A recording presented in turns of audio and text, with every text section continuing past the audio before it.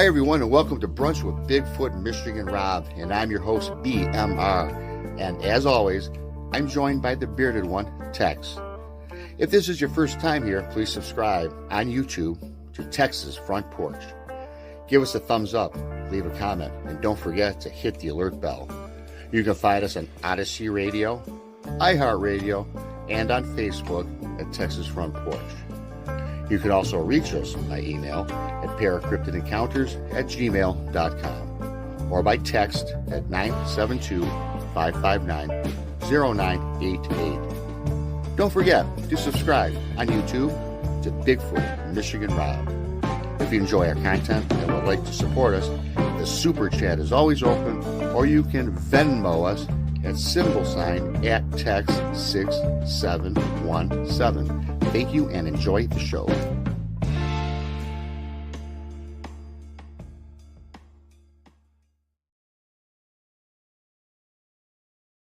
Hello, everybody, and welcome to Brunch with Bigfoot, Michigan Rob. I am BMR.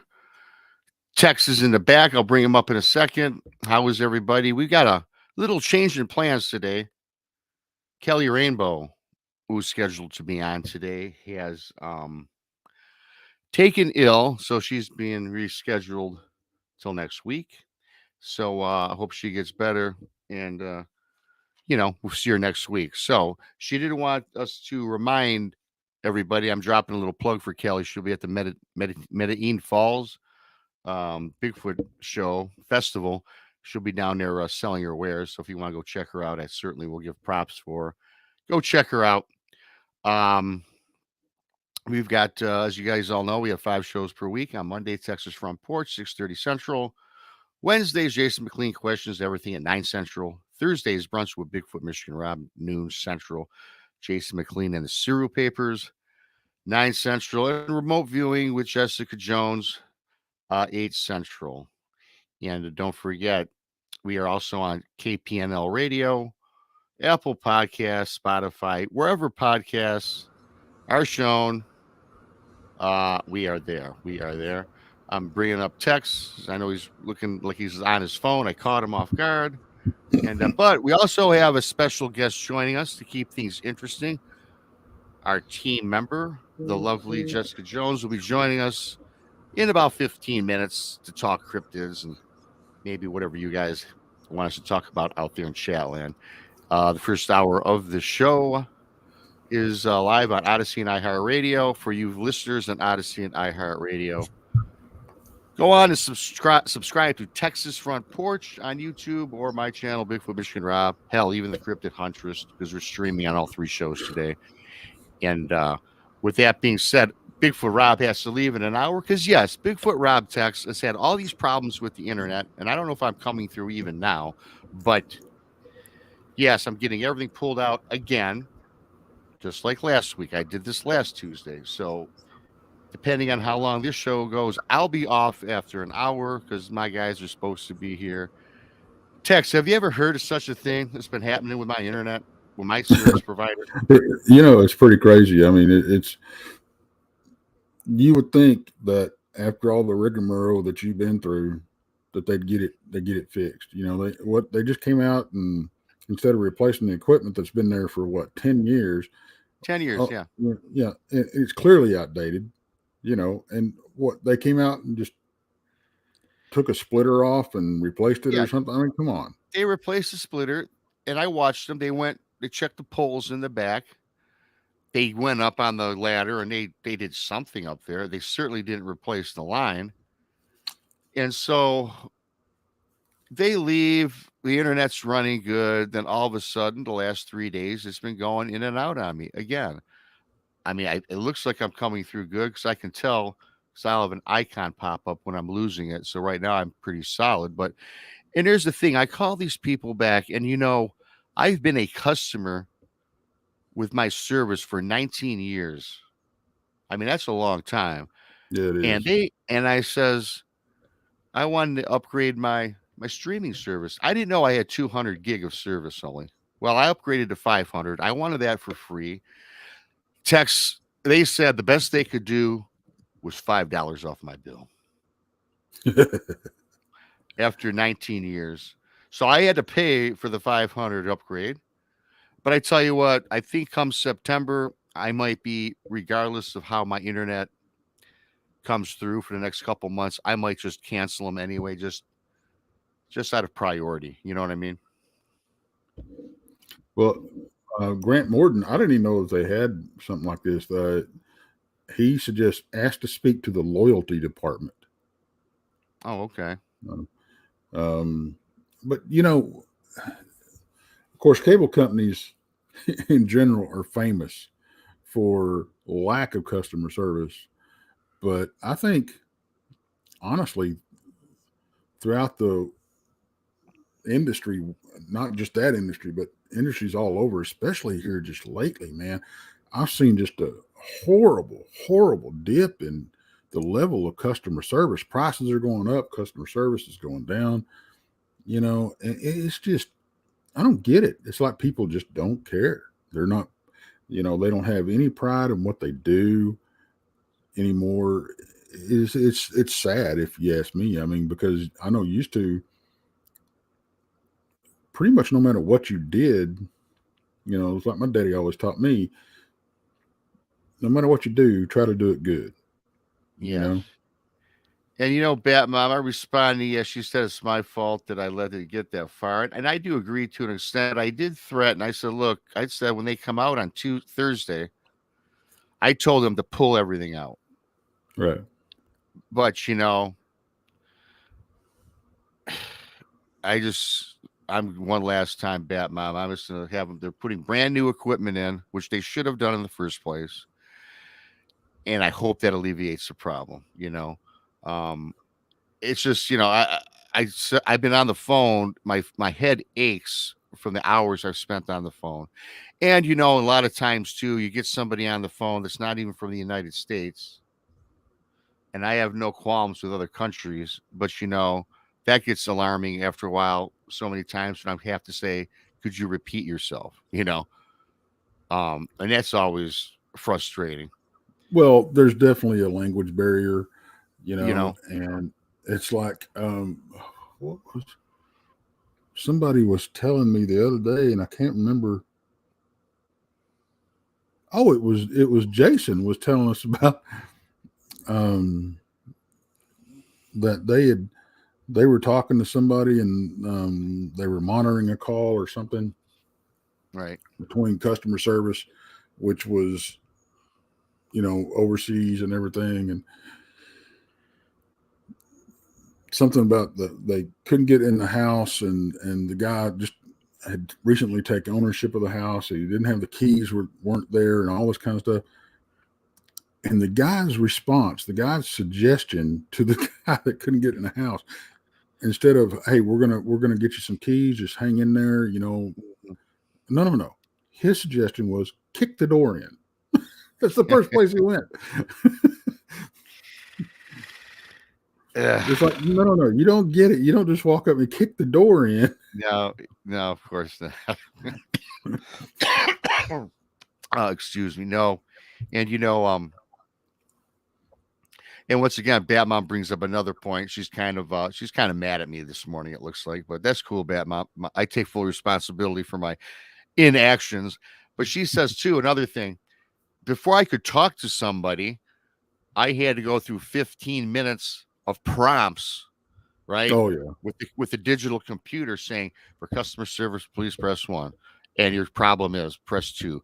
And it's like, dude, so I just keep hitting the 0 button a million times until finally they decided to send me over to a person to speak with. And that's not just with cable. I think today's, it shows you where America for the world is, man. I mean, you can't talk to anybody.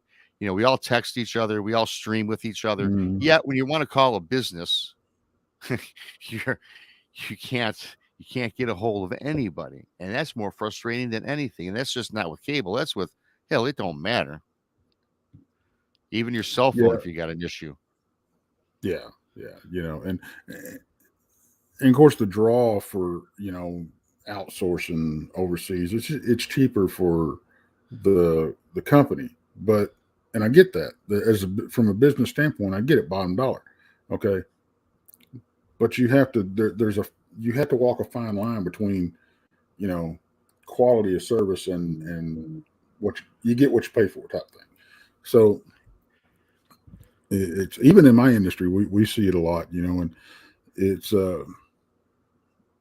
it's not just outside customers, it's internal customers too, that have to deal with this situation. Even Yeah. within their own company, if they have to make a call and they have to, I've got a problem. The problem might be in the facility that you're sitting in, but you have to call these people overseas to talk to them about the Yeah. problem that's two doors down from you. It's just insane. But I, I don't know. You could put you could act like the crazy ex girlfriend or angry wife, and just when they show up, your stuff's sitting out on the porch. Just rip it out and set it out on the porch. Look, you didn't come here with new stuff. Turn around and go home. The thought did cross my mind to do that, but then that would get me nowhere, right? I'd hurt myself more because then I wouldn't have anything until I got a new provider. And it's not even with I even noticed service in general, right? I mean, Oh yeah. we've gone through in the last year, for whatever reason, our waste management that picks up our garbage and it picks up our recyclables. We've had 3 different companies. My date to take out my trash is Thursday night. So Friday morning, they pick it up. Well, Tex, my trash, and I've been on the phone with City Hall many times. My trash doesn't get it's supposed to be picked up Friday morning. It usually doesn't get picked up till Saturday. Mm, So why am I putting my garbage out on Thursday for a Friday pickup? You know what I mean? And right. then sometimes they don't even pick up the grass clippings, or sometimes they don't pick up the cans or the bottles. And that's an ongoing problem here in the city I live in. I don't know if you all are having that in Texas or across the country with the folks out there in chat, but or listening on the radio. But service in general is just down all around. People don't seem to want to work, it seems to me, anymore. Or if they do, it's like we owe them something. And people are Well, lucky to have a job today. and I think you touched on a point there too, because you can drive down the road and almost every business is hiring. Yes. You know, and since the whole pandemic thing, it's like nobody wants to go back to work. And if they do want to go back to work, they want to work from home. We're seeing a trend that I don't think we're never going to see it back to normal. There's companies that are getting out of leases because they found out that it's just as productive to have everybody work from home, and they save all that money from all the building cost. So I think we're seeing a new trend here, but it's like I said, I think this is the new normal. But I can't tell you how many businesses I've seen close their doors, not because they're going out of business, because they can't hire enough help. Right. I've never seen that thing. It's just insane. How do people just want to sit around and not do anything, and not pull their weight, I guess, or not earn a paycheck. I don't get it. I couldn't Yeah. do it. No, me either. And I've been on unemployment once in my life, and by the time I got the first check, I already had another job. Now, yeah. and that was because a company I was working for was a French outfit, and I was over their U.S. operations. They just jerked the rug out from underneath us. We went in to work at 6 a.m. By noon, they shut the doors. Didn't tell Yes. anybody. Yeah. And it was like, one, you're a number to these companies. They don't care about the people most of the time. You're just Right. a number. So they don't care how it affects other people. It was a whole mess because they didn't even. It was so bad they didn't even alert the company that was carrying on 401k that they had shut the business down. We had to get the IRS and the FBI involved to get our money from our 401ks. It was incredible. And it took over a year. I mean, to me, that's just, they don't, people just don't matter to other folks anymore. And that's a shame, because in today's world, we things are bad enough. We don't need to turn on each other, but we do, you know. And that Yep. gets right back to, even in this community, you know, some people call it a family, and we're so quick to turn on each other, you know. Um, it's a damn shame. It's a sad state of affairs, You know, and it it really is, Tex, and you can't blame it anymore on the pandemic, right? I sold my business. I had a thriving business, man, for 13 years, and I sold it. And you know what, Tex? The business has gone under, belly up, and it's not because of the past issues we've had in the world. It's right, because the guy couldn't keep any help. He goes, Rob, where's all the people that work for you? I want them to, will they come back? Well, first of all, they were right, loyal to me and they were all great employees. So they got jobs right away. Right. right, So his issue was talent. He couldn't get anybody, any good cooks. He couldn't get any good service or any bar people. So yeah, they went under because of people. And the guy and his wife, they were just two people running it, and that bar was sizable. I showed you pictures some time ago, yeah, Tex. It's pretty big. Two people cannot run that place. right. And I'm sad today that it's out because it's kind of part of my life, 13 years of my life that I just look at some of it's the toilet now. There's Well, the but parking I lot's think, full of weeds. but I don't think you can look at it that's the glass half empty, brother. I mean, you ran a successful business for 13 years. You were good to the people even after you closed it down. You know, Yeah, right. you I hooked him up for a for a year. business for a business like that to have the loyalty of people that work that long for you, you were doing something right, and you was doing something you ought to be proud Oh, of.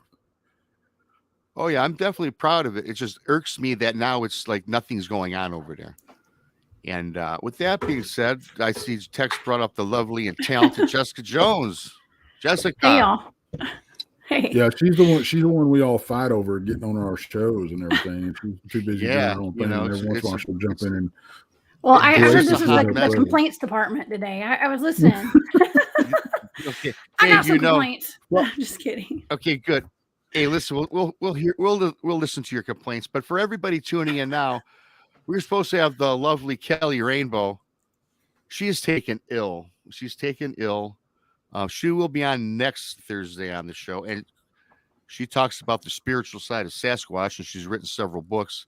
I thought her story was fascinating. So we have no ill will against Kelly. In fact, she's going to be in Medellin Falls. I think that's the name of the city. She'll be doing book signings because they have a Bigfoot festival going on this weekend. So actually, maybe it's a blessing in disguise. She can come back and talk about that next Thursday. So we have the Cryptid Huntress. Finally, we got her on. It's been years since we had her on the show. You know, Jessica, this is a great opportunity for us to have a conversation because we tease all the time about me and you don't see eye to eye on stuff and all that kind of stuff. We tease that a lot, and this is a terrific opportunity for us to sit down and have a conversation on air about the different ways that we look at these creatures, you know, and so basically, I think what I'd like to do, if Rob's okay with it, of course, after the first hour, we won't have to worry about Rob thinks, but I don't Yes, for think those of we've us, ever, I don't think we've ever sat down on the channel on air and actually asked you direct questions on how you felt about what these creatures are and why you feel that way. Mhm. And I really want to give you that opportunity so then I can just go through and prove you wrong on the other side of it. No, I'm just kidding. Well, I actually spent the morning. I've been remote viewing the South Carolina lizard man Mhm. today. I did that all morning, and it's not just South Carolina. There's a lizard man in Texas too, and so I've been dealing with the lizard man today. So that's why we're green. I guess. But yeah. Yeah, I'm looking forward to that show. Yeah, that's tomorrow night. We're going to be talking about the Lizard Man of Lee County, if you guys are familiar with that. And I actually have two guys that I go out with into the woods, and they have firsthand experience with this whole phenomenon. And so I've got Matthew Delph and Don Tart. Now they're not planning on joining me tomorrow night on the show, but they've got some stories about it. So it's a thing, y'all. It's a thing. So we're gonna really dive deep into that one. Yeah, and I got to ask you, Jessica. We're really quickly, Tex. I just want to ask Jessica, nothing to do with the RV investigation. When you first started looking into Lizard Man, I heard that a lot of them were from Inner Earth. You get anything like that? What was your thoughts? Well, I don't want to give. I can't give away my show for tomorrow night, so y'all have to tune in. But what are your thoughts? What were your thoughts? Do you think it's an alien when we talk Lizard Man? Is that like alien to you? I mean, it's not even talking about. Now I know what it is, so it's going to be hard for me to talk. Well, I can tell you what I thought it was before. Well, that's an unfair question. Don't even go there. Then. Okay, I'll defer to Tex. I'll defer to Tex. I can tell you what the general public thinks. Okay, how about that? Okay, good. And so the consensus, because I just did a little research. That's what I was doing right before I came on the show. After I remote view, I like to kind of get an idea of like what the story is out there and what the general public thinks. And everything from, it goes from everything from, some people thought it was a Bigfoot. Okay. Other people thought it was, a gigantic lizard, like a hybrid human man, or a human man and like a lizard combined. And then other people think it's a reptilian. Okay. From Inner Earth, that kind of thing. So there's different takes on it. Okay. Now there was a 3-toed print. I think there were 2 prints actually casted from this creature. And I've even got pictures of the sheriff's deputies holding up the prints, the cast. And we've got newspaper articles. And there were at least like 12 people that made police reports on their cars getting damaged and having sightings of this lizard man. So I am way excited about this. Actually, I'm excited to remote view it. I've remote viewed it. It's weird. Okay. It's weird. And, but it's everything that I remote viewed is not shocking to me, but I did want to see if this could be something. What the hell happened? Did I just that was drop mine off for a minute there? Okay, can you guys hear me? Tex hit the wrong button trying to type. I pulled a Rob. It's okay. Yeah, that's why I'm waiting on the floating keyboard. For everybody out in chat, hello to everybody. I love you all. Thanks for coming on in. I don't type on my keyboard because things worse than just what just happened to Tex happens to me. So I stay away from the keyboard. So hello to everybody. I'm not ignoring you. Love you all. Thanks for joining. Yeah, well, I wanted to make sure that I wanted to see if this lizard man wasn't just a 3-toed Bigfoot. Okay, so I looked into it. We're going to talk about it tomorrow night. Yeah, that's gonna be a cool show for sure. Now, before Rob tries to give away the rest of your show, let's talk about Bigfoot, and let's talk about why you became to have the thought process that you do about these critters, because they're different than mine, but we need to make sure that people realize that's okay. Mm-hmm. Yeah. I didn't have any preconceived notions as to what they were, other than I did think I was going to go look for a Gigantopithecus, I guess you could say. Right. That's what I thought they were, but with some human intelligence, maybe. I didn't know. I thought maybe they were just some kind of evolved primate. And so it was only through personal experience that I have, decided that I still don't know what they are. That's the problem, is that as much research and as much as I've been out there, I still don't have the answers to this, but I know that they're more than just a flesh and bone, primate. I mean, a Gigantopithecus. I mean, and it's like I said, it's only through experience. I mean, one of my first experiences out in the woods to do Bigfoot research, I believe I was accosted, I guess you could say, by a cloaked Bigfoot. So, and I can't say for sure that's what it was, but Oh, come on! matter You of can't. You got to deduction. tell us what happened because that's Yeah. you can't leave that open ended. Come on. Yeah, no, I'll tell you. I've told the story many times, and it's I was being used as bait. Okay, everybody knows what bait is if you've been out there Randy. doing Bigfoot research. The newbies, the people that are new to it, a lot of times kind of get suckered into being Sasquatch bait. Okay, so but I volunteered readily. I was glad to do it. I had actually gone out into the woods with a bunch of people I did not know very well. And I thought, well, I already don't know hardly any of these people, so I might as well just go be bait and God knows what's going to happen to me. Let's just go full throttle on this one. And, but yeah, the team divided off into several different sub teams. Okay. And Right. we all went into different parts of the area that we were researching that weekend. And I went off with about, I guess there were like 4 or 6 different people in my crew. And we went up to a field and, they dared me to walk into this field up to a tree line. Okay. And it was about 100 yards up to the top of the tree line or so, about 75, 100 yards. And it was just an open field.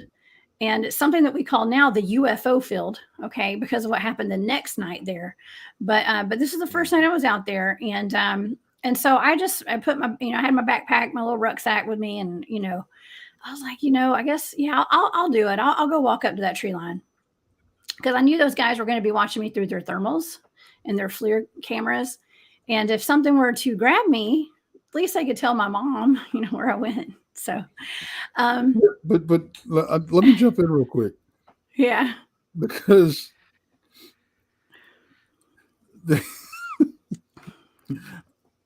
I love this setup because okay, I'm going to dare you to walk into a tree line, but up to the tree, not into the tree line, okay, just up to it. Yeah, but we're going to sit back here and watch you get eaten. Yeah.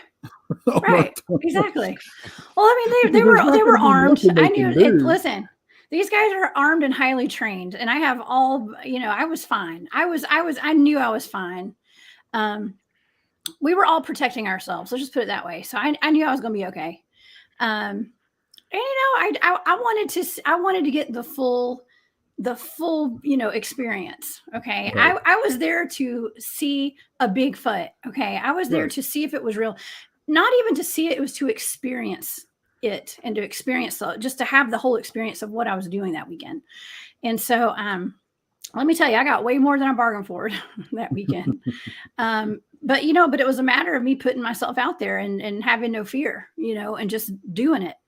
And so, yeah, I walked up there. I'm not going to lie. I had to take a deep breath and just start walking. My legs were just moving and I was walking and I got about halfway up the hill and somebody came running up behind me full speed. And I knew it was one of those guys playing a trick on me. And I was thinking, man, that's not very professional. Right. What the heck, but I wasn't like thinking, oh, these guys are all professional. But I was thinking like, it seemed out of place. And I didn't think that's how they rolled, if you know what I mean.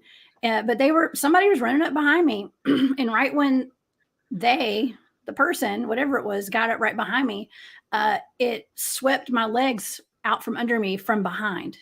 And then it kept going right past me. I played rugby for my college, right? And it would have been like a rugby move or something, but it was just kind of playful. And it just kept going. And I lost my balance a little bit, but I didn't fall down.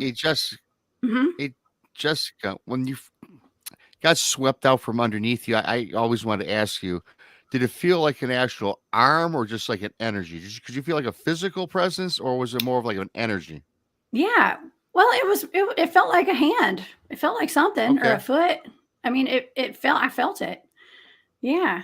Okay. So I felt something. And so of course, when I regained my balance, I looked around and I was was like, well, who did that? And there was nobody there. And so I looked all around and made sure that I had not tripped over a log, or there was like something sticking up out of the ground that I could have tripped over, and there was nothing.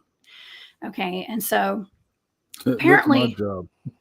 yeah. Well, apparently I flung my arms up in the air by accident, and that was the distress call. Okay. And I didn't realize I had done it. It was all kind of a shock to me. And it wasn't like a big, if I was really in distress, I would have like been frantic. Okay. But it was just kind of I kind of jumped up in the air. And so I just kept walking, and I was like, well, that was really weird. That was really weird. But I knew they were watching me, and I was like, I didn't want to look like a total, scaredy cat or something. So I just kept going. And about that time, somebody did walk up behind me. And when I heard somebody walking, I yelled at him, and I was like, hey, are you a human? Are you a person? Is what I said. And it was Craig, one of my teammates. He's my teammate now. I wasn't on their team until the end of that weekend, but yeah. But yeah, nothing was on the thermal. But here's something that's really interesting, though, is that while I was standing up there, I felt inclined to walk to one corner of the tree line. And the guys that were watching me, one of them said was very clearly something peeked its head up from behind a tree right directly in front of me. So there was Bigfoot activity directly in front of me. But I didn't see it because I didn't have a thermal. So but anyways, that was, okay, so there's that. All right. So that's how I know, or I don't know, because I don't know if that was a Bigfoot. I can't say it was. Well, and that was going to be my question, because they didn't catch nothing on thermal. Exactly. But they did catch something on thermal peeking around a bush or a tree edge. Yes. So to me, what hit you or whatever wasn't physical or on our plane of existence, however you want to look at it.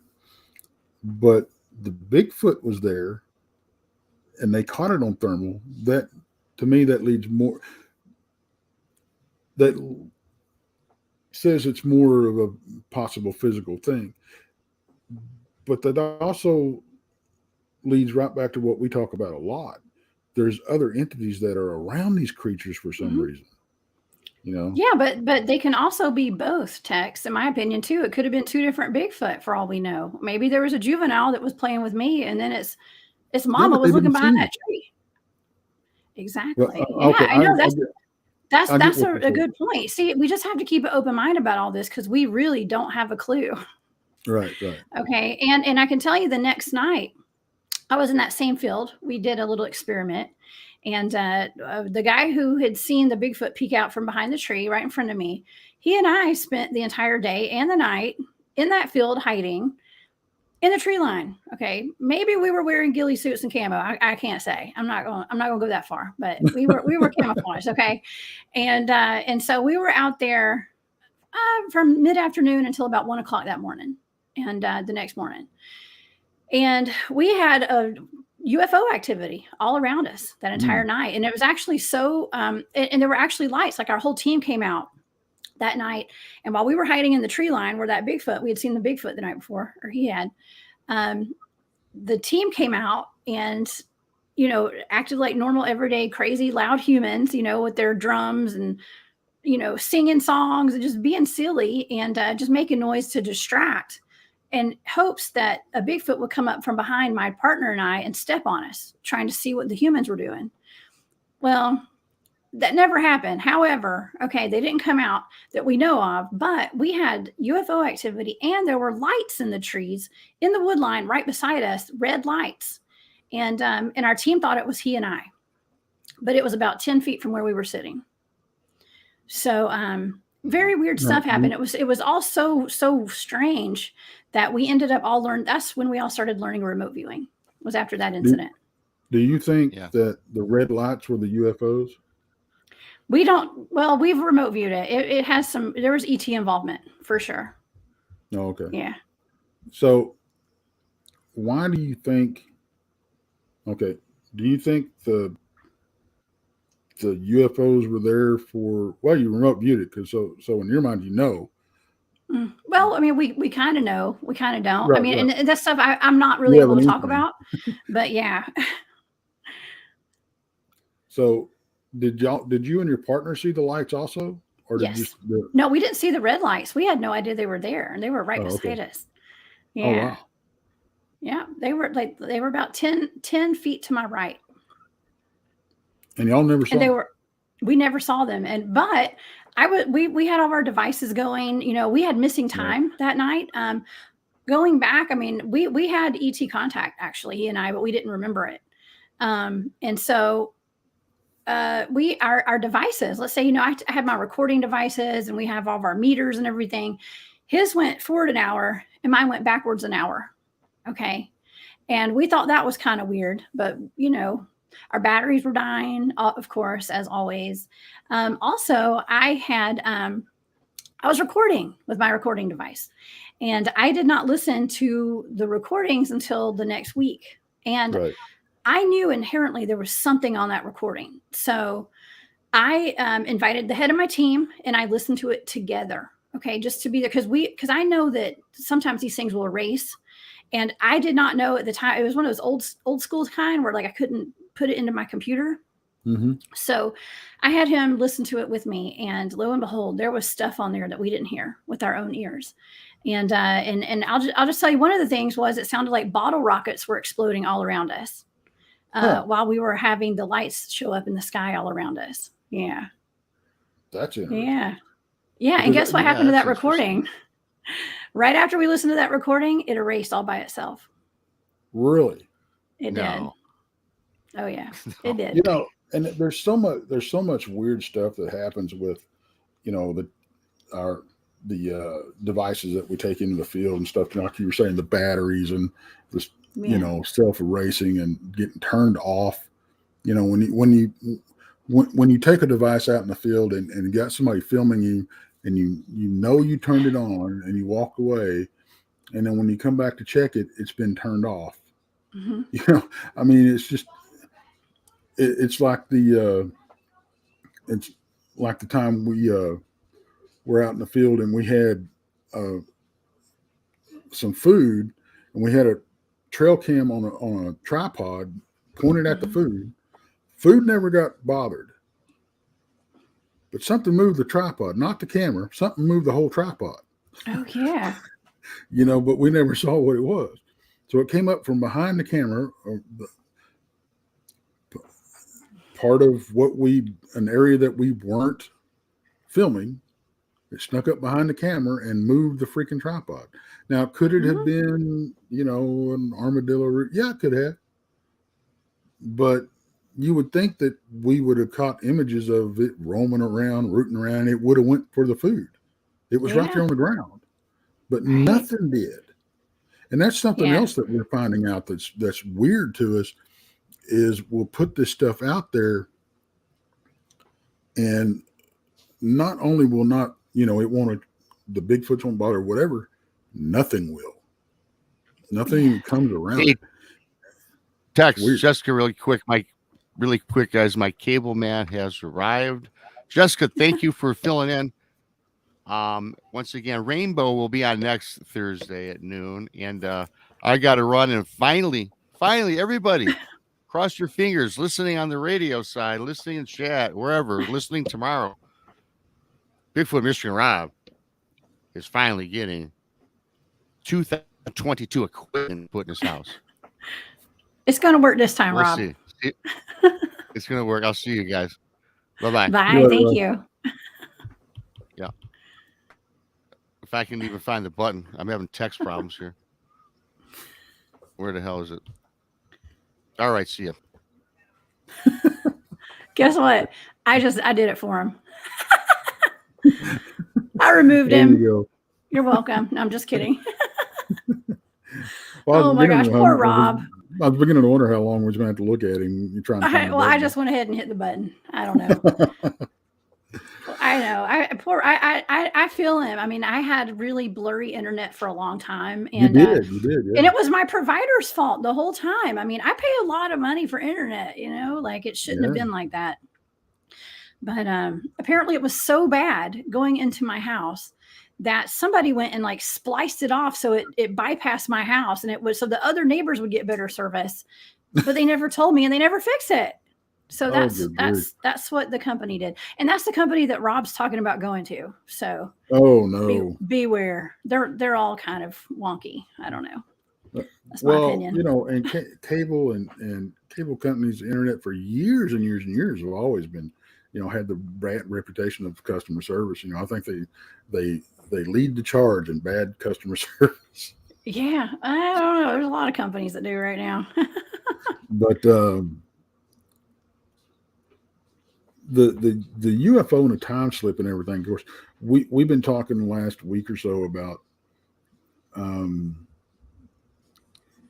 you somewhere down the road going to remote view my time slip or time Oh loss. yeah, for And sure. we were talking the other night, we was all kind of teasing each other. Hey, let's take bets. Let's be, bet a steak Yeah. dinner on, I don't even know where to start on trying to figure out what it was. I don't know because I don't have any flashbacks. I don't have any dreams. I don't have any, I didn't have any ill effects or anything. It just happened. Yeah. Well, that's what happens with people when they have abduction experiences as well. There's a way where whatever's taking us, whatever's taking them is, just kind of cutting you out of time and pasting you right back where you left, I guess. Yeah, I don't know. It's interesting. I don't know if they distracted me with donuts or whatever, but You don't remember. Yeah. I actually, I'm really looking forward to remote viewing that, but I'm so interested in the timeline shifts, and there's there's a thing called Project Looking Glass, Tex. I don't know if you're familiar with that, but and there's also the Guardians of the Looking Glass, and I happen to have someone who is very knowledgeable in all this coming on my show at Space Out Radio next weekend, named Frank Jacob. And he's living in, I believe he's in Austria right now. I'm not sure, but he is. If anybody gets a chance, he's produced a movie called Packing for Mars, and it's going to be a phenomenal interview. We're going to talk about Project Looking Glass and the Guardians of the Looking Glass, and this is all about time travel and time shifts and timeline jumps, and all that kind of stuff. Yeah, that would be interesting. Yeah. Maybe it wouldn't be a bad idea to remote view that, coming up, leading up to that show. That'd be kind of cool. Yeah. Because I guess you could say I have remote viewed time loss, I guess, because we did remote view the incident with up in the field. But here's the thing, when you have time loss, a lot of times it's like abduction stuff. So, right. Or it's something to do with ET. Okay. Right. It's a lot of times all roads lead back to ET. I'm just going to tell y'all that. Okay. Well, it's crazy because I kind of had this conversation at the conference with somebody that, they said it's that some people they have an encounter and then all of a sudden they see Bigfoot, they see Dogman, they have paranormal experience, they have ET experience, all this, and it just in their point of view, it kind of diminishes that person's credibility because now they're seeing all this crazy stuff. Mm-hmm. But on the flip side of that coin, maybe that's why they start seeing all this kind of stuff, because something happens to them and it, maybe it leaves us more open, more, we accept it more. I don't know. That's what it is, actually, Tex. I think it opens you up because it changes your frequency, and it's almost like you have now tuned in to that radio channel. Okay. Right. And so now it's like, all craziness, all paranormal all the time. Okay. So it's just a little, you were fine tuned from AM to FM. Okay. Yeah. So, and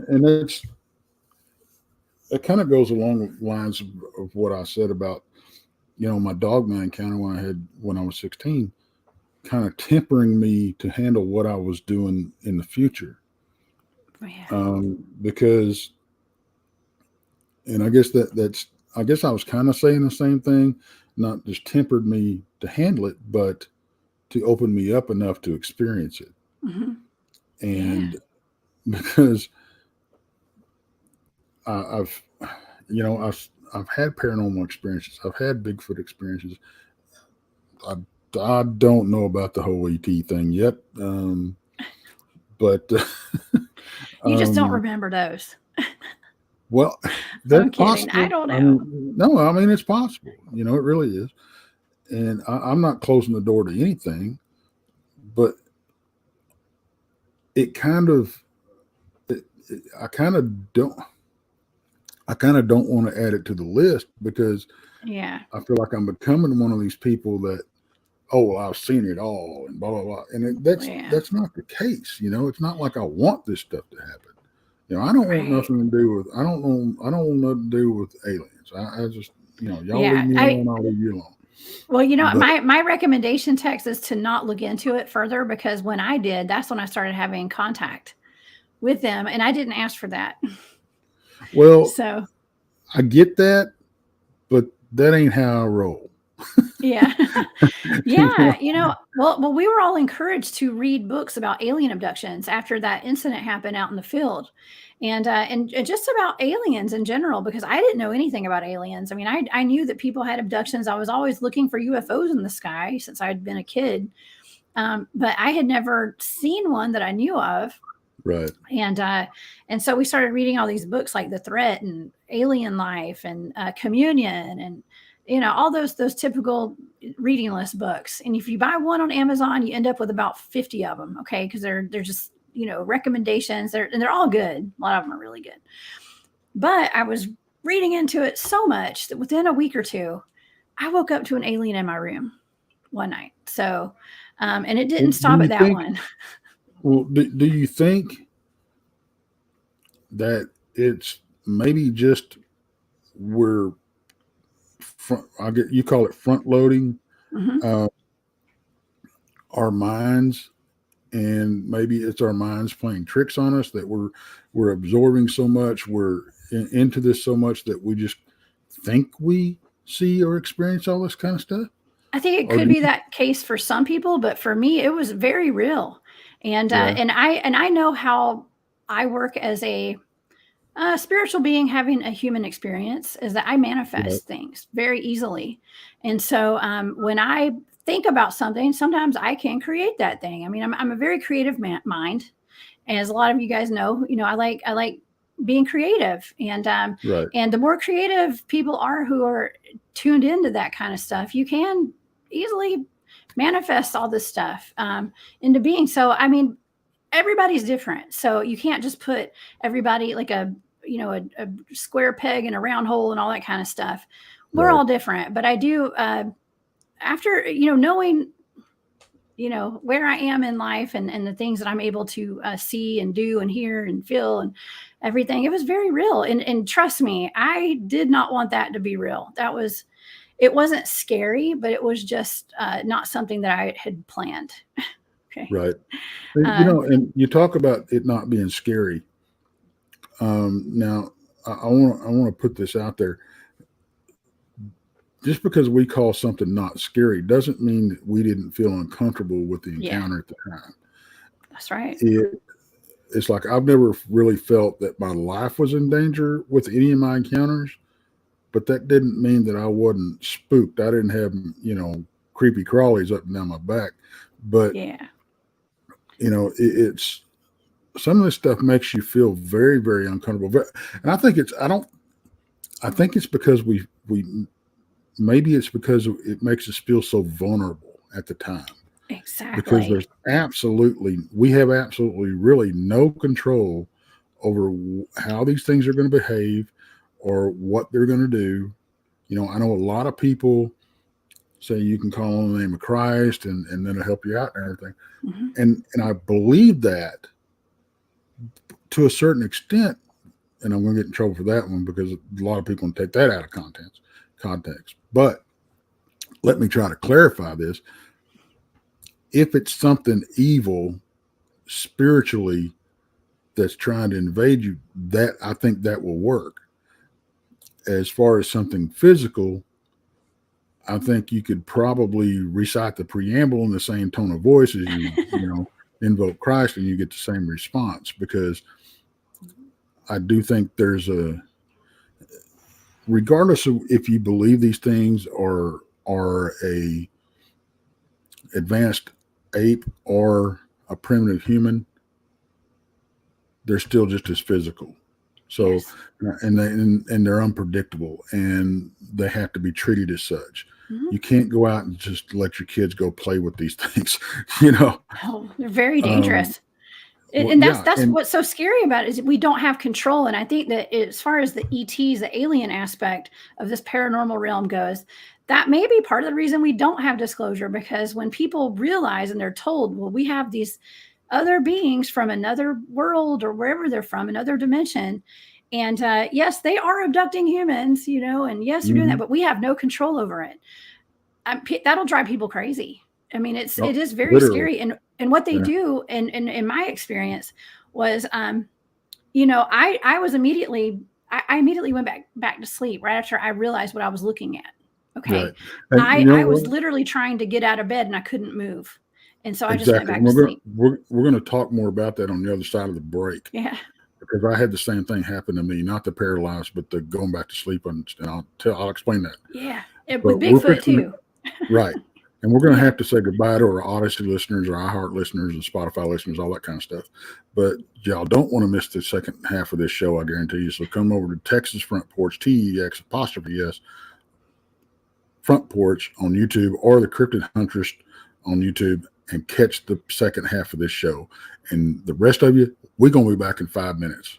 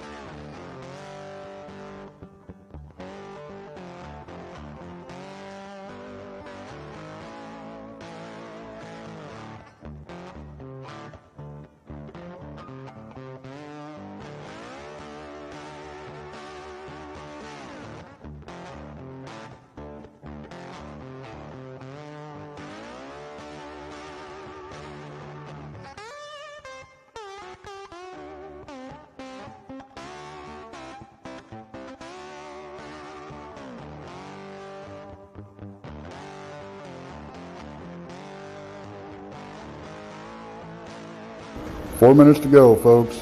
4 minutes.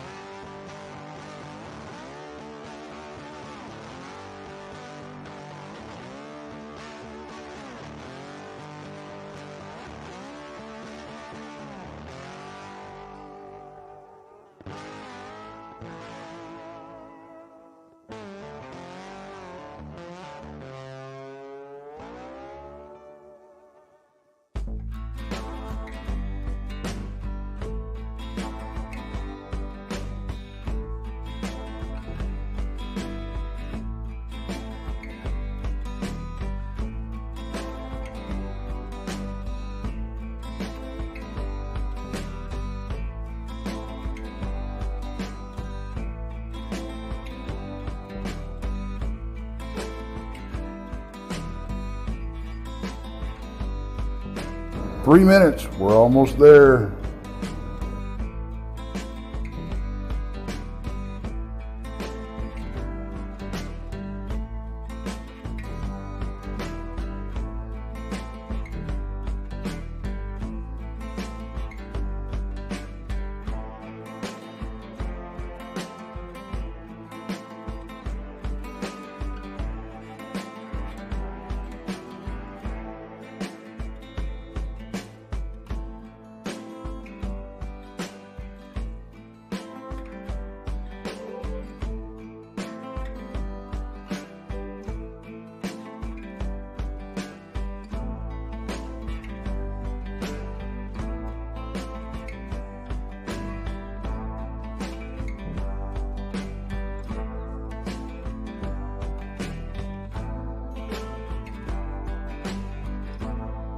Two-minute warning, guys. 2-minute warning.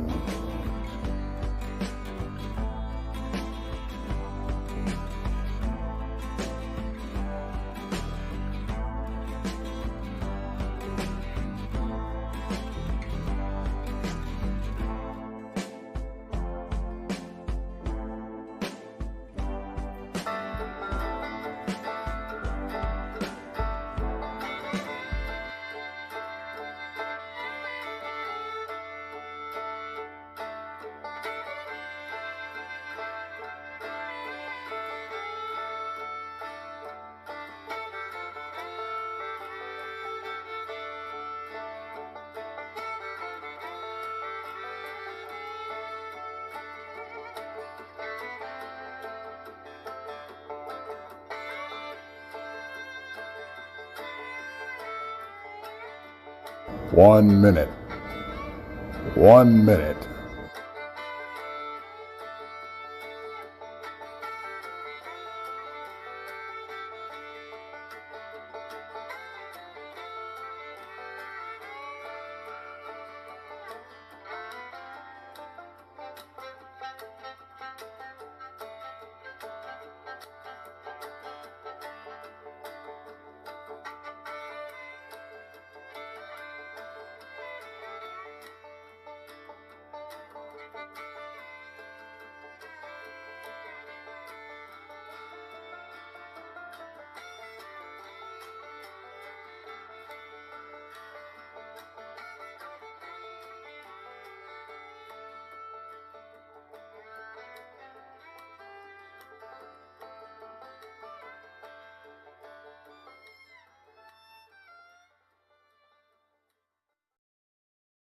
And we're back. Hello, folks. You know, I think we're fixing to really get down to the nitty gritty here because I see a lot of people talking in chat. You know, it's like Lucky the Beagle and Molly says, I guess I don't have the strangeness gene, never had an encounter. Well, that you remember. You know, I think you have to put that in there. It's the encounters that you've had, Jessica, and that I've had. Really, I think we sometimes we try so hard to explain it that maybe it's we explain it with something that we feel comfortable with. Mm-hmm. Because what my concern is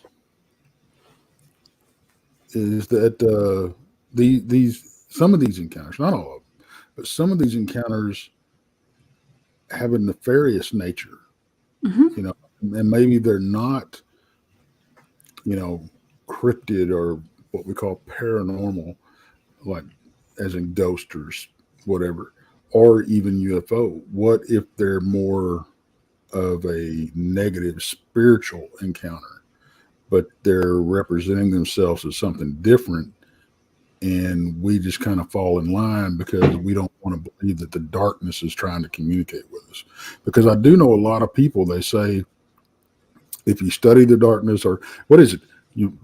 If you look into the abyss long enough, the abyss will look back at you. Oh yeah. You know. Yeah. So yeah. I'm just wondering, you know, are we trying to, you know, just make it something that we're more comfortable with? It feels like we have more control, but we really don't. Right. What do you think about that? Well, it's just like when you go ghost hunting and you are listening to voices coming through your device that say, I always say Aunt Edna. I don't know where that comes from, but you know, your Aunt so-and-so or your Uncle Bob or something. And it could be demonic, you know, or whatever you want to call it. I mean, it's all about your perception.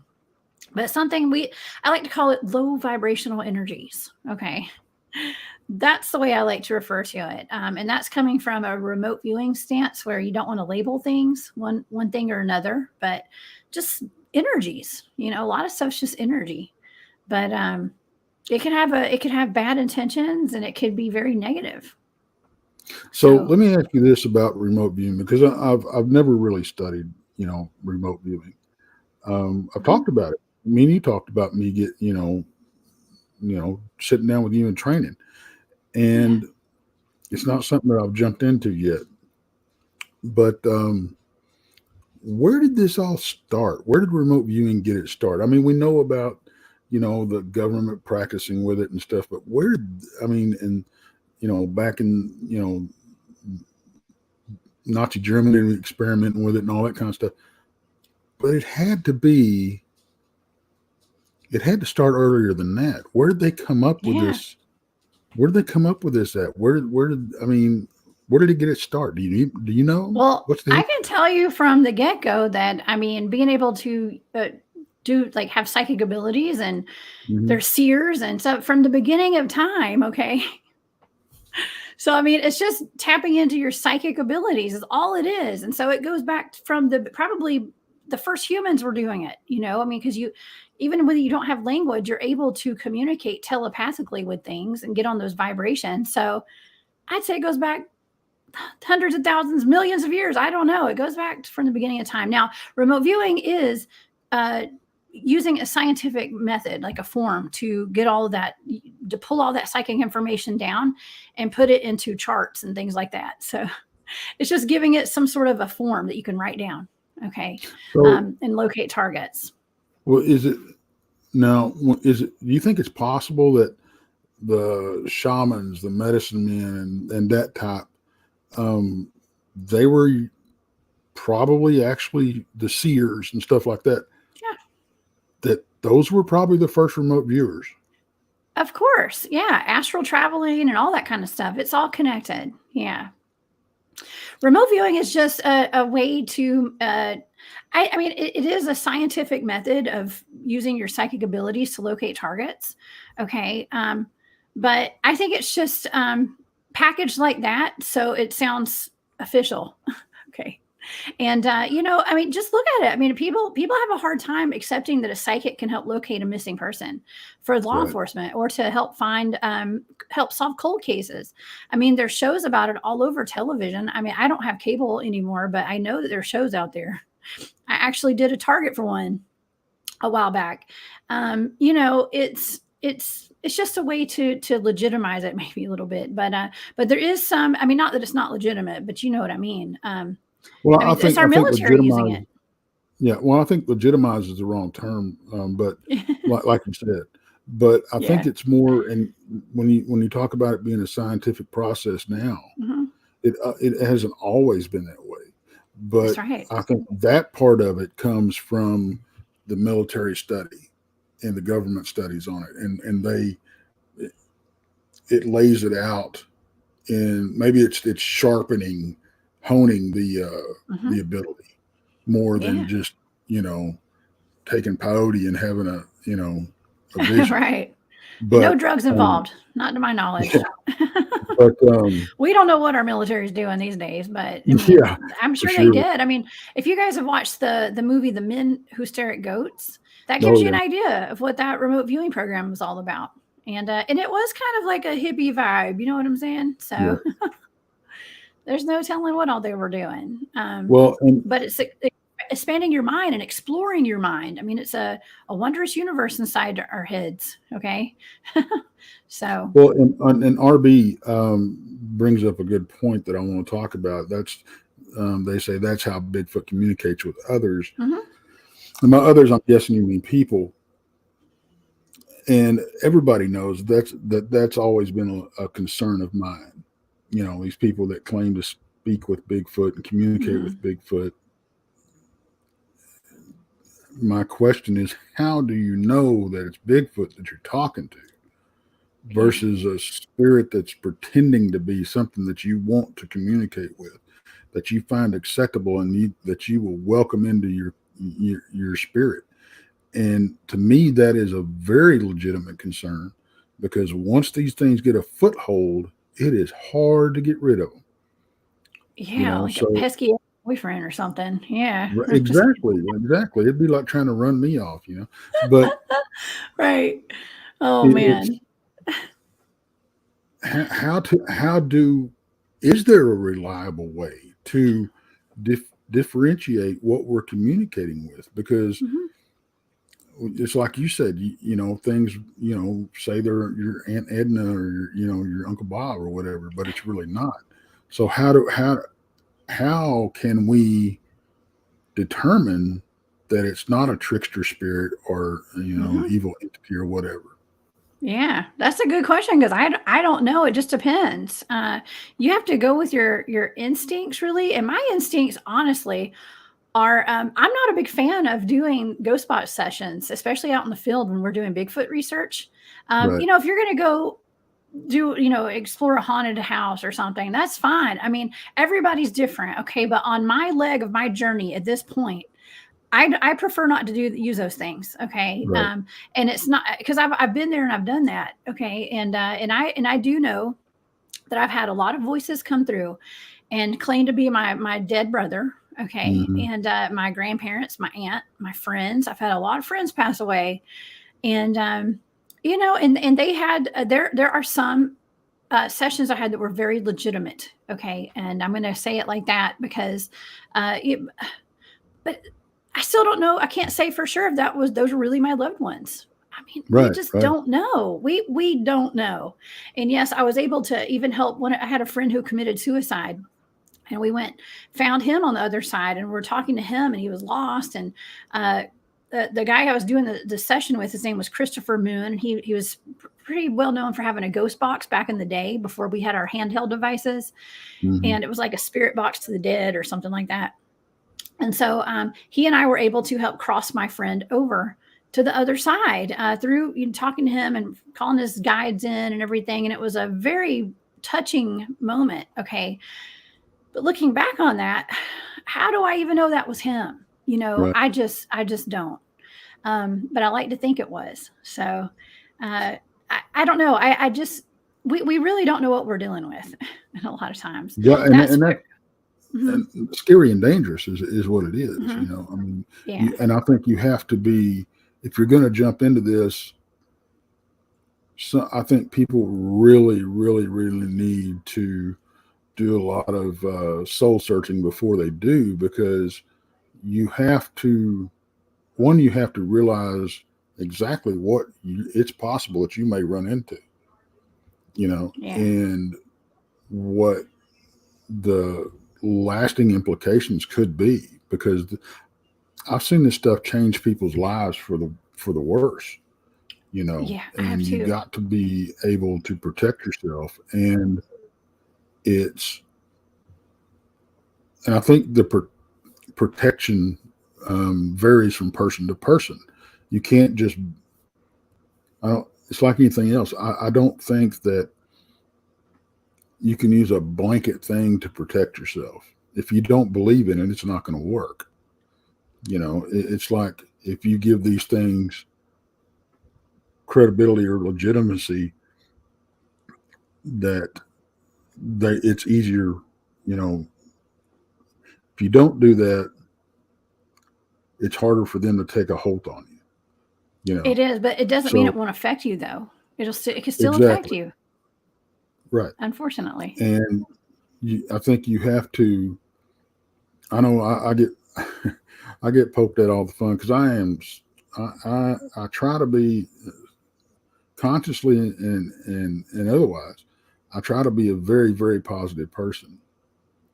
And, it's gotten to where, with my age and everything, it's changed. I used to have a very short fuse, would fight at the drop of a hat because I can't stand bullies. But the, over the years, I've kind of turned that and morphed it into a a shield of some sort, that I believe in. And I think that's when I made the decision to get into this and started understanding what all's involved and what's possibly out there that I may run into. I made the conscious decision that I want to be one of the ones that will go toe to toe with these things, and you know get down on the ground and get dirty with them, it's because I feel like I'm that protected.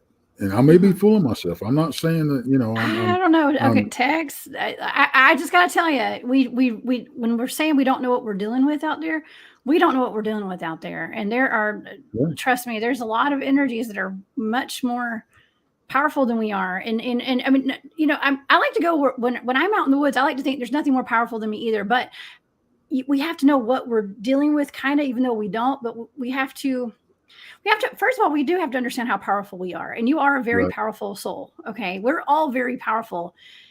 And as long as you stand in that power and you know it, you do command the energies. Okay. And you're going to be okay. But, another person, let's just say there's a bunch of teenagers that go out into like an abandoned train center, or, like somewhere where there's hmm, like a train yard or something, or places where people do rituals or something, and they're out there trying to Right. provoke spirits and demons and things like that, they're not going to be as protective, and they're doing it for clout or whatever. Right. They're going to get attacked. Okay. And they're going to Exactly. probably bring things home, and it's going to affect their entire families and Mhm. their entire lives. So we have to just pay it some mind. Okay. And kind of understand what you're dealing with, because a lot of times we're out there, we don't know what we're dealing with. Okay. Yeah, and that's, and that was my point. You have to, because we don't know exactly what we're dealing with all the time, and well, most of the time, that you have to consider everything that what you might run into. And I think you have to really, really prepare yourself as much as you can. I mean, I'm not saying, it's like I'm saying, I'm not, I don't think that I'm the biggest, baddest thing on the planet. I just think I've got a leg up on some people out there. But it's, and I'll tell you something that I've never said this publicly, that I think it's not just your energy that protects you. I think it's the positive energy that you get back from other people in your life.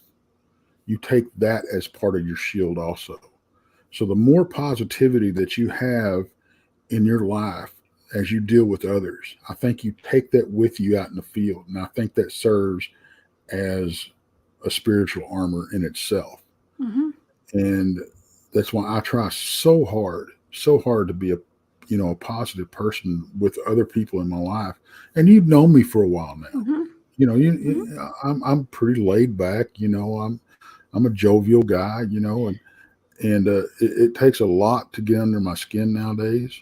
In fact, you can ding on me all you want to all day long. But my weakness, I think, is when people start messing with the ones I care about. Yeah. That's when I get riled up. And I've always been that way. But I'm the same way. well, you're a mother.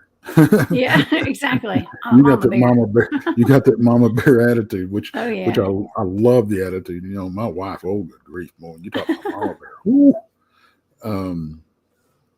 But our kids are grown, and she still protect them, like her little kids. But and I love that about her. And I'm the same way. My boy's always going to be my boy. My girls are always going to be my little girls. The lights of my life. And and now I got a new one, my grandson. Actually, I have two grandsons. So I have All one right. step grandson, and I have one Biological grandson. Yeah. And The new both of them, generation. both of them, they're just, that's, to me, that's just more positivity that you bring into your life, that you bring into your spirit, and I think helps protect you. If It you're a does. negative person,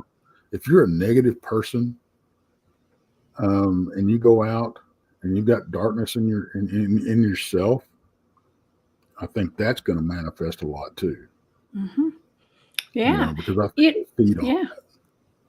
Well, talking about the spiritual protection text, you got to think about how prayer warriors work. And when, let's just say somebody's sick, or somebody's family member was in a car accident or some sort of terrible accident, my mom's group of friends, they'll go call, get on their phones and start calling people in the church, and they get everybody in every church in every, 50-mile radius of where we live. They're all praying, for recovery, they'll live, whatever, the family's going to be okay.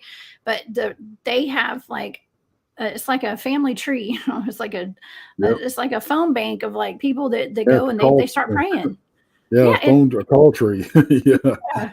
And so it's and that's very powerful. The power of prayer is real, and it's that intention behind, it's that energy behind that intention. Okay. And it does envelop that loving energy, and that light does go. When you say I'm sending love and light, when I say that, I mean it, because I'm sending out love and light to everybody who hears that message that day. So Yeah, it's important. We listen. I think that's why a lot of us have more activity when we go out into the forest, into the woods and the mountains, because we do radiate a light, and there are beings that are attracted to that light. Okay, and not everybody has that. Okay, and so I think that's why some people get more activity than others. I mean, I think there's a lot of factors, but I think that's one of them. I think, you know, you were talking about there's beings that feed off of the, you know, the love and the light and the positivity and stuff. Mhm. And you have the other side of that coin.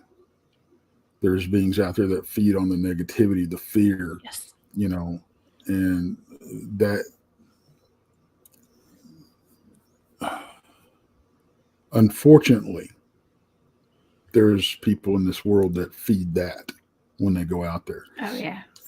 You were talking about when we go out in the woods, and you know we have more encounters, blah blah blah, and all that kind of stuff. To me, I come back to a saying, and I think that's what a lot of these First Nations people meant, and the by the saying being one with nature. Mhm. I think that is I think it's an understated statement, because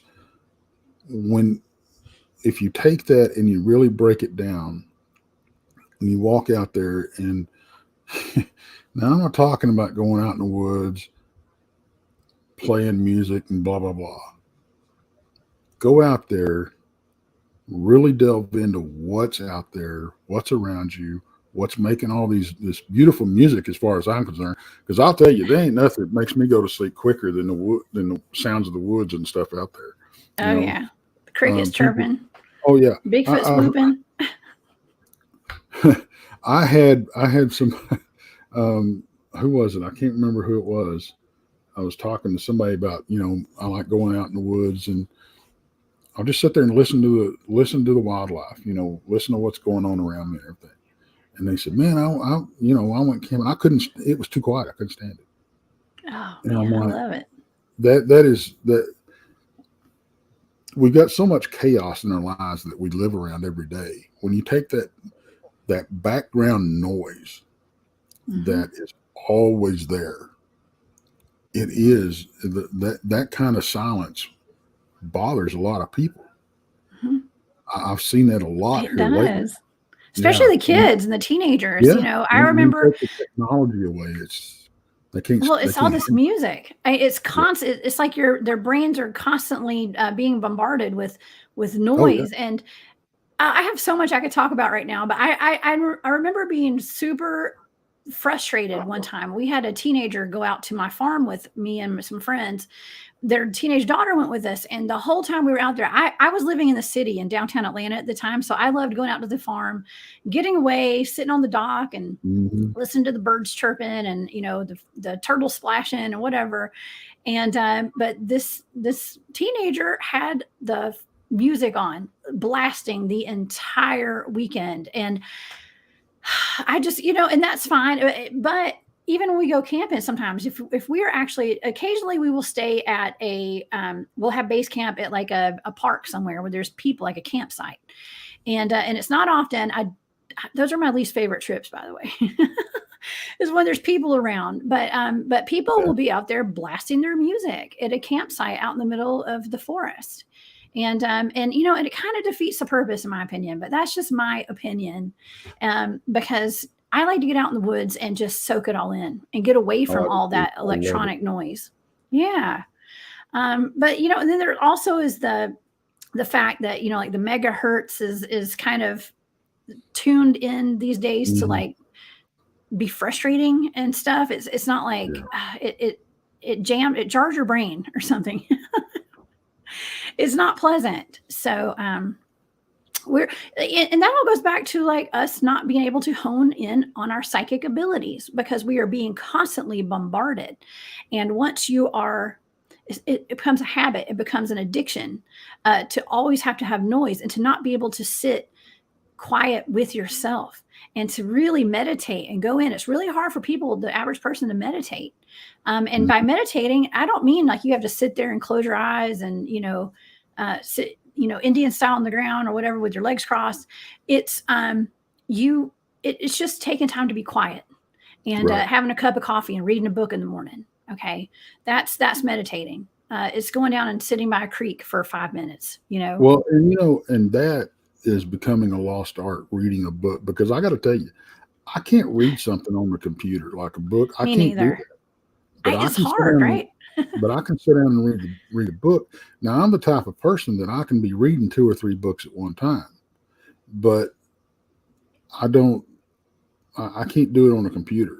These ebooks, no, I ain't gonna do it. Give me a good paperback, Yeah. But, I feel you on that. Well, it's just it's all part of the electronics, well, we're a lot of time, even at my house where I live, like I don't have very good phone service. And so I guess that's a good thing. a blessing in disguise. Yeah, it totally is actually, because but of course I've got Wi-Fi and all that kind of stuff. So, but if you'd probably be pretty surprised at how often I put my phone on airplane mode. Okay, just so I don't have my phone ringing, and I don't have the like when I go out when me and my wife go out to dinner or or just out, I'll leave my phone at home because I don't if it's important, if it's dire important, my wife has to carry her phone for one of the poor thing. She has to carry 2 phones. Yeah. And I used to be in that rat race, and I'm so glad I'm not anymore. I don't have to do that.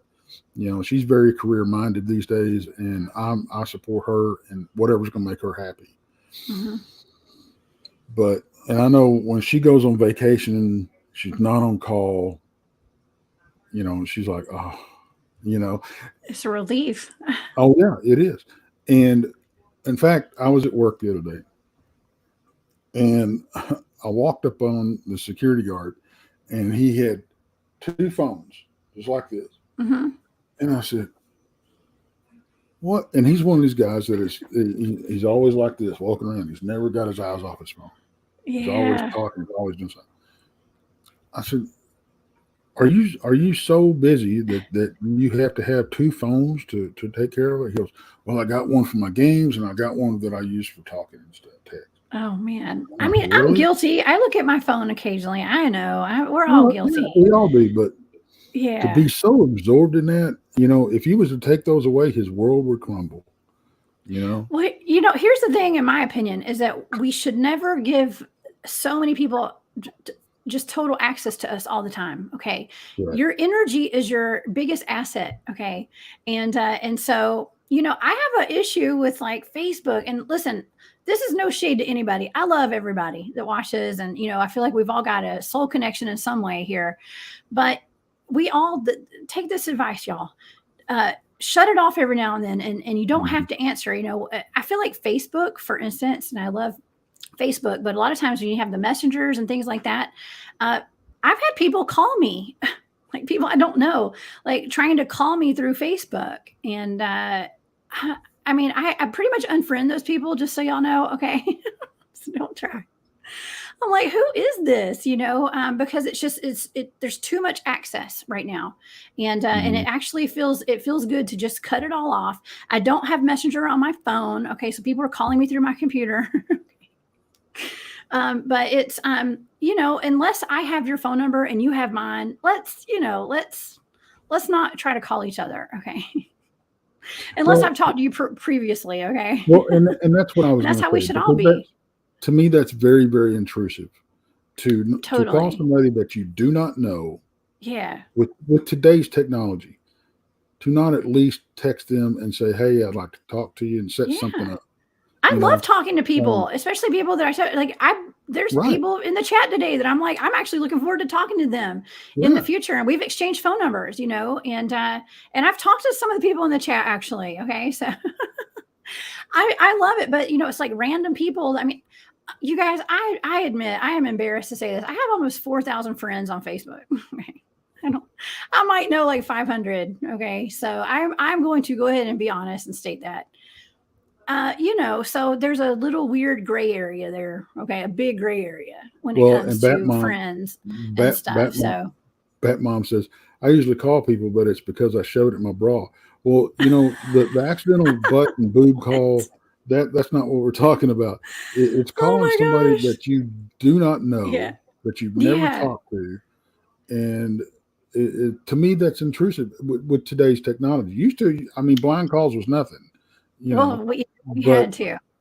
yeah, but even there, most of the time the people that you talk to were people that you physically had already met, that you had exchanged phone numbers with, so you already had that line of communication open, and you said, hey, call me sometime, or I'll call you sometime. Yeah. And you had that you had that agreement. Now, people just call you out of the blue, and it's like unknown number. Now, don't get me wrong. I've got a number set up that we use for the channel. Mm-hmm. And it's down here on the bottom, scrolling across the screen. And y'all are more than welcome to call or text anytime, but don't expect me to answer it every time, because, but please leave a voicemail, if nothing else. I will get back with you. And so, there's gray areas there, but what we're talking about is personal.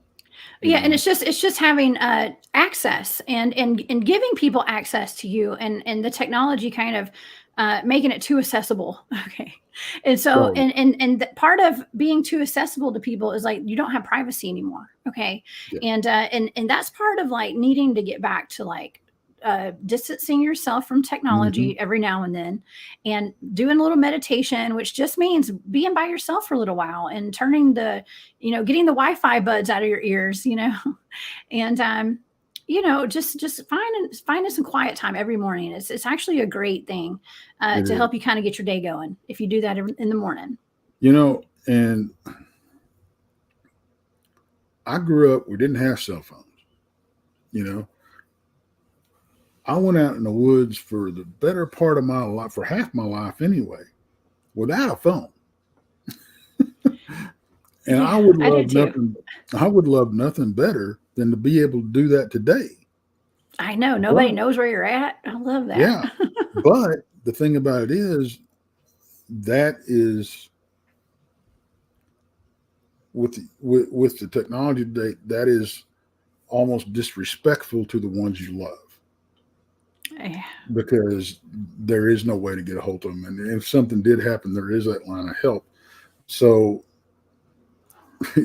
you're stuck having to take it with you. Yeah. But those GPS spot things are pretty good too. That way, it's not like a phone, but they know where you're at. Right. But I will say this. That doesn't mean you have to answer every freaking call. That's right. Put it on freaking airplane mode, or put it on silent. And, if you don't have it ringing with you and everything like that, and check it for a while. Check in like you're supposed to, because that's very important. Check in, and when you're out in the woods and stuff, like you said, turn that GPS on, because if something happens to you, that's how they're going to track you down. Yeah. Well, what I always do is that, I never have service when I'm out in the woods. I'm not going to tell you what carrier I have, but it sucks. They don't even pick up at my house. So, but anyways, and I've been with them for over 20 years, so I don't know what I'm thinking. But anyways, maybe deep down, I appreciate that people can't get in touch with me. Okay. I think that's what it is. Yeah. It's subconscious. But when we're out in the woods, I have a kid at home, and if I am to leave for 1 or 2 nights, right. I usually don't leave for more than that, to be honest with you. But because I do have a kid. But I drive down the road as far as I need to go to get service, to call and check in once, like every day, like once a day, I will go and do that. And there's usually a couple of people that will jump in the car with me and go call their loved ones as well with me. Yep. So that's how we roll. Hilton Whittlewood says, Tex, how do you handle the paparazzi following around after you're famous? Is it intrusive? I don't have that problem. Oh my gosh. you don't have that problem yet. We'll see. I Think back honestly, next year. I hope I never do. I mean, because I enjoy, and the thing about, like, we just went to the Alabama conference, and I've always been this way. I've never met a stranger. I'll talk to anybody, and it drives my wife crazy. Like my son. I know both of y'all. I love your son to death, man. He's a character. He had fun. He looked like it. He was all over the place.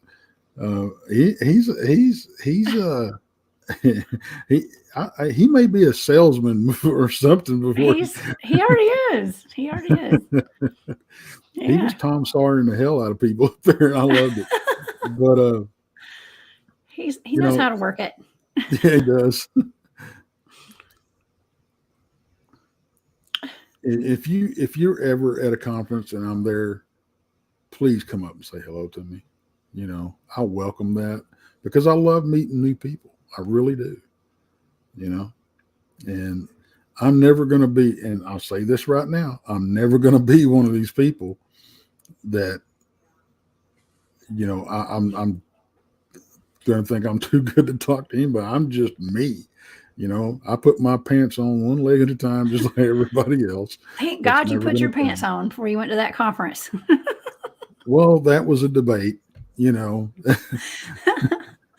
Oh my gosh, that was fun. That was a good conference. Jason had to remind me. But you did have Jason there. That's right. I was not without adult supervision.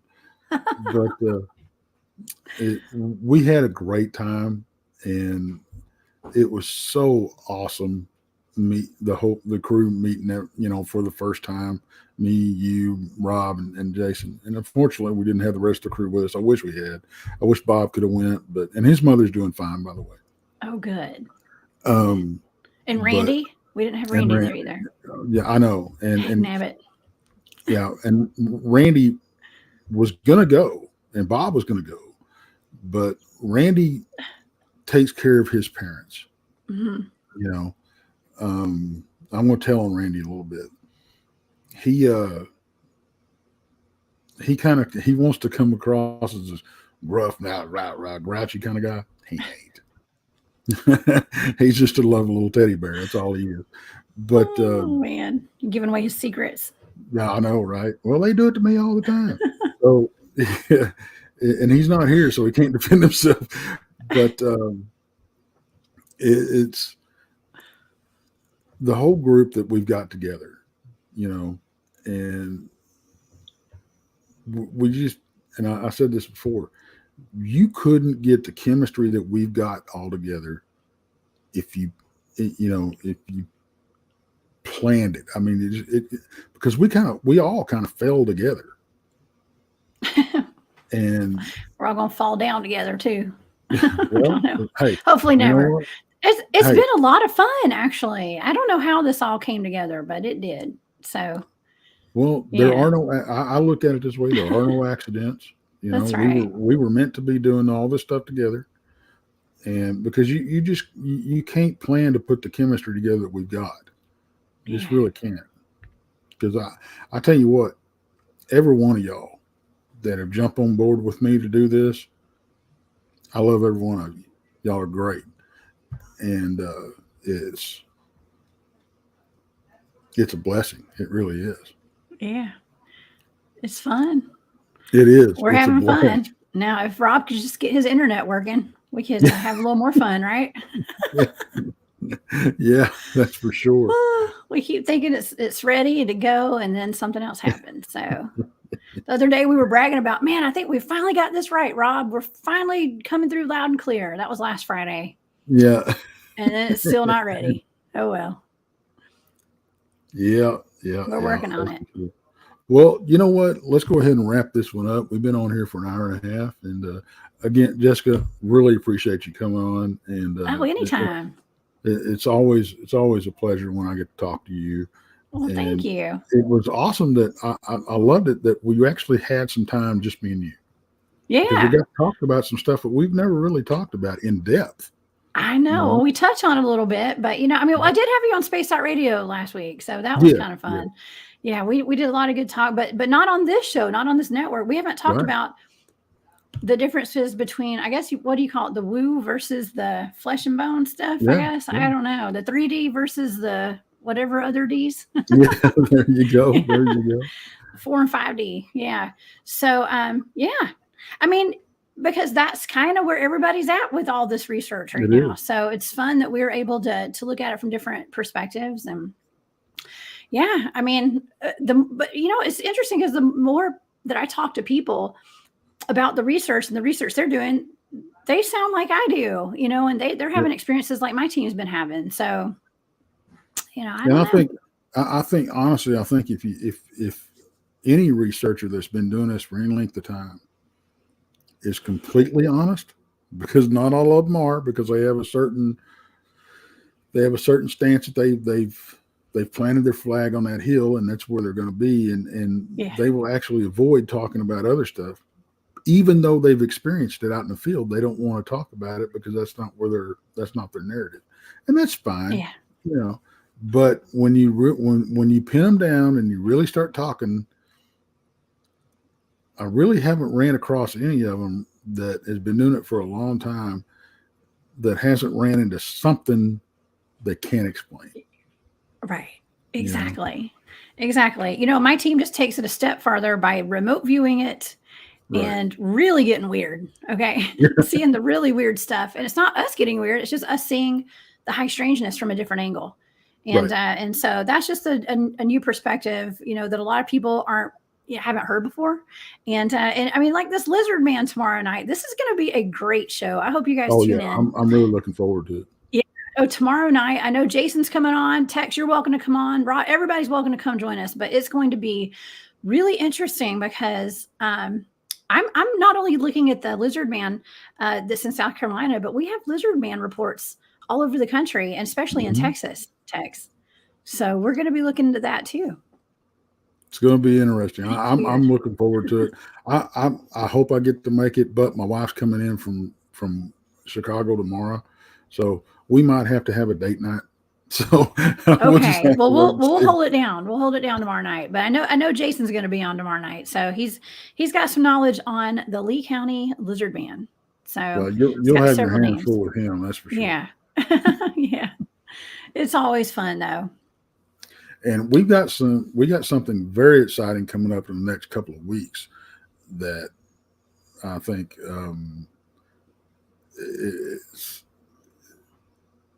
it's gonna how can I say this? Like changing the dynamics a little bit. Is that what we're going to do? Yeah, a little bit. It's going to be changing the dynamics. It's going to be expanding Texas front porch. That's a very good way to put it. So y'all stay tuned for that, because that's going to be awesome. I can't wait. I'm very excited about it. So in the next couple of weeks, you'll figure it out. But again, Jessica, thank you. And everybody, look, go over to Cryptid Huntress, show her some love. As Amy and Laney say over on What the Paranormal, butter her buns and butter my buns. I like that. Okay. Y'all go butter my buns. There you go. Check her out on Spaced Out Radio. Who you got coming on this weekend? I have Shane Michael Crisp coming on Saturday night, and we're going to talk about the West Coast Dogman Project. And then Sunday night, I have my teammate, Glenn Jackson. He's in Tennessee, based out of Georgia, but he's in Tennessee right now. And he is going to talk about the Mount Vernon monster up in, I think that's Virginia, and the Alabama White Thing with a THANG. Okay, so we're going to talk about several cryptids. But yeah, Glenn's had some really interesting experiences out in the field with me. I've actually been out there with them several times doing this stuff. So, and I just did a 2-hour interview with Josh Turner. That's going to be coming out whenever his podcast comes out. I don't know, but we talked almost 3 o'clock in the morning last night, and we still ain't done. Oh, really? Yeah. And he said he wants to interview everybody on the team. Oh, so, cool. Yeah. Hey, I'm down. That'd be fun. So that's going to be a lot to look forward to. you know, and we're going to try to get him back too, because that was a good show we had him on. Oh, that was a great show. Yeah. But guys, y'all be safe out there. Take care of yourself. Stay positive, and y'all be careful. And we will catch y'all Tomorrow. tomorrow. Yes. All right. Bye, y'all. Bye, y'all.